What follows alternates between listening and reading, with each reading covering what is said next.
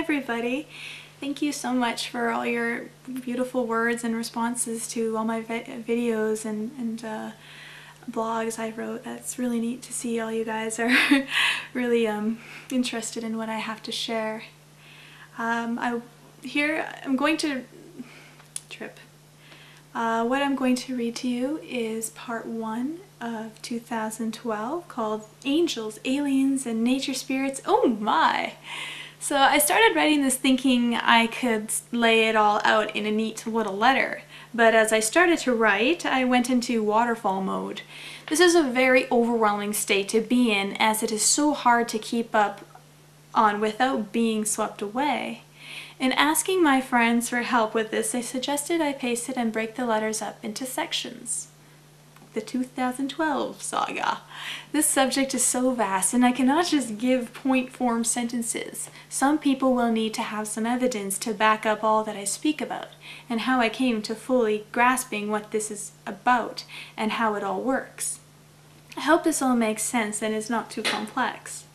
What I understand is that all lives we have ever lived in all dimensions, worlds, and times will go from the Big Bang explosion, separation, hide-and-seek peekaboo with the divine, to an implosion, meaning we will all merge into one. I read about this in a poem called To Be Infinity. With all these realities being so, and us with this blind veil, that means everything we have thought to be real actually is. And with the removal of the veil, we will see it firsthand. People will see nature spirits, angels, extraterrestrials, and then some. I am already meeting with people who can see them. The ones who I find can see them are young kids about 5 and under, mystics, monks, people who have had near-death experiences and out-of-body experiences, and people who have done things with hallucinogenic properties. Now, if people tell you that this stuff is not real, just tell them that we only use 30% of our eyes, so there's a heck of a lot that we are not seeing. Not just that, we cannot see what is there if all our lives we have been dishonest with ourselves. That saying in the Bible, "Thou shalt not lie," meaning do not lie to yourself, because lies will be all you see. So you will ask yourself, are you lying to your eyes, or are your eyes lying to you?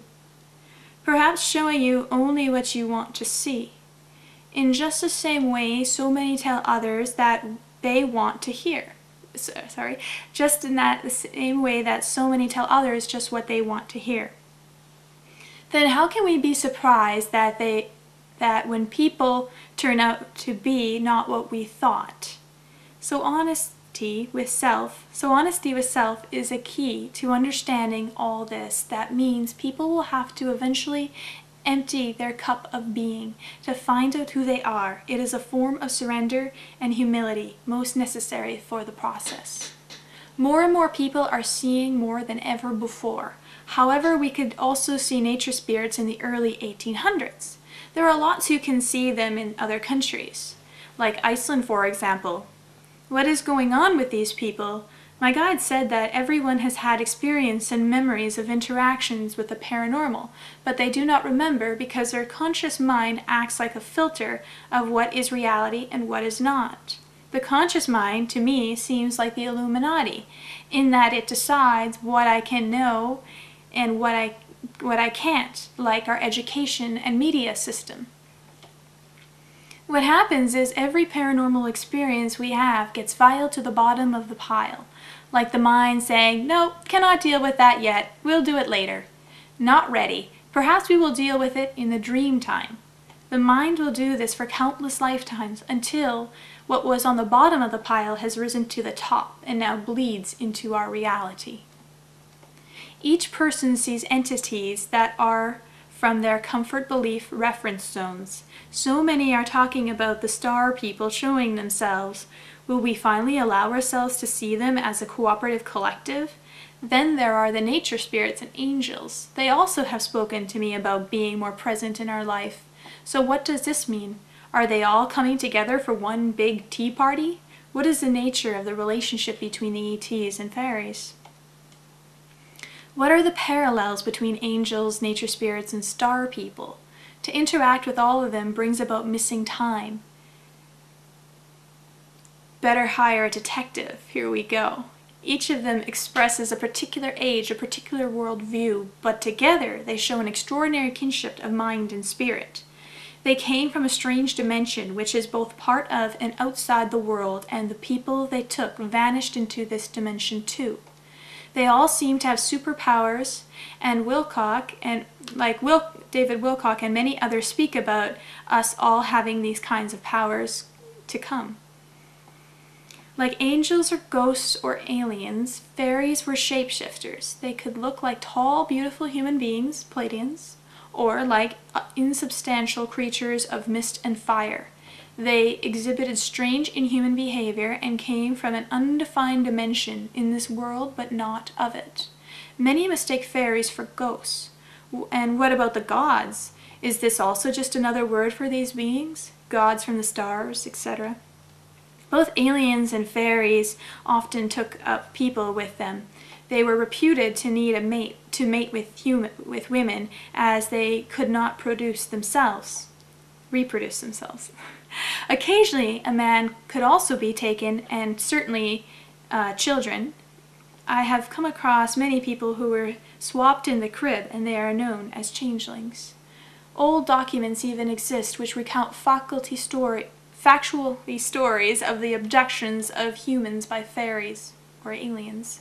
Stories which were certainly believed by many. Fairies and aliens were outside normal human concept of good and bad. Sometimes they rewarded goodness, and sometimes they exhibited extreme maliciousness. Who, by the way, were seen as very much of this world, human beings who sold their souls, but they were mischievous in the true, strong meaning of the word, which usually means destructive. They were said to have no souls. Perhaps the greys or the reptiles are said to have the same thing. Always they follow their own agenda, their own destiny. The ancestry of fairies is also very old. They come like angels, from a mixture of ideas and myth. On one side, they could trace their ancestry back to the Fates and the three Greek sisters who wove and controlled life of the past, present, and future. But on the other side, they came from the dimension which was the past, but the mythological, imaginable past. Fairies, aliens, ascended masters, and or angels took people away, and if they ever let them go again, they were often never the same. The glamour still on them, the spell never quite broken, so that they seemed touched in the head. It is interesting how each entity has been tailored to the three beliefs that I work to merge. From mysticism would be the nature spirits, from religion would be angels, and from science would be the aliens. Aliens are certainly being taken seriously, even by the scientific community in its cautious way. Millions of dollars are devoted to finding out if there is anyone out there. The extra dimensions of angels and the fairies has become that of unimaginable distances in time and space. Since the Second World War, there have been constant persistence, even if often poo-pooed in an anxious sort of way. Reports of UFOs and lately alien abductions, all sorts of studies, not all of them respectable, but gaining more and more in its narrow virtue, are being written. Everyone seems to agree there is something in it, whatever that something may be, actual, extraterrestrial, or hallucination, strange effects of the mind, or transmatizing eruptions into dimensions beyond what we stubbornly try to categorize as reality. There are now interviews with people who speak of being abducted. Their stories seem real, distressing, terrifying, as real as those people who in the 17th century were abducted by fairies, who thousands of years ago were taken up by angels. They cannot be discounted. They are an expression of some metaphysical reality which we cannot fully grasp, something for which myth is the spoken form. And once again we see the similarities. What is the preeminent symbol of aliens and their presence? Why, UFOs, of course. Glowing round things which inevitably bring us back to the fiery wheel and the fairy ring, which was often said to glow with a strange phosphorus. Aliens are commonly portrayed by abductees as inhuman, yet close to humans with human-like features. But they are shapeshifters. Like reptiles are said to be shapeshifters, shamans, wizards, ascended masters, nature spirits, appearing in all kinds of guises, including in one story as a strange spiky ball. They appear like fairies to be curious